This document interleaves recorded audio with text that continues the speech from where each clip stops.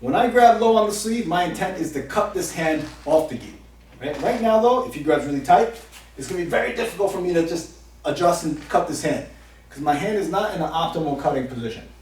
So, right side versus right side, I'm doing my judo in this position, but George is very, very strong. He's athletic, he's a very seasoned judoka, and I don't really feel comfortable being in this position here, right? Maybe I have a little bit of an advantage, but that advantage is not enough to overcome our skill gap.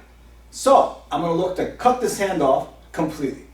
Okay? A lot of the times you see in jiu-jitsu, people will come here and take the two hands off, and a long time ago, this was something that judo people did all the time. Now, according to the rule sets, you can't really do it, and truthfully, I don't really like having 2 versus 2 and releasing the grip that I already have in order to escape and go away from the technique. Right? It's not really something that I really like to do. And someone who's very, very good, who goes to break with 2 hands, go ahead, break with 2 hands, can sort of do this situation. And now I have 1 hand and he has none, right? So this is sort of a problem. So when I look to cut this hand, I want to do it using 1 hand, okay? So same idea as collecting the material to the side and creating this tight tension across the arm. I'm going to do the same thing lower by the sleeve.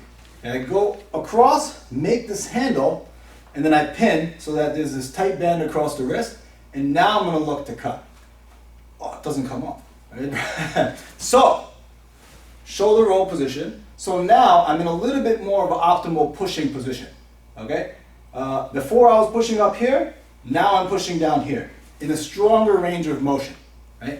If you're looking at the bench press, you're very strong in the mid-range, not as strong in the bottom of the motion and at the top of the motion. Right? If you ever find yourself heavy on the bench, you get stuck in the pocket down here, or you can't quite lock the elbow up because you're strong in the mid-range.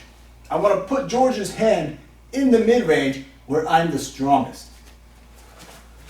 Sleeve, at the bottom, top end of the range, roll the shoulder, really strong range, okay? And from this position, I'm going to press and separate so I bring my body back, okay? So there's 2 forces applying here. My hand going this way in very strong range of motion, and my body going backwards. Not so strong here, stronger range of motion, cutting the hand.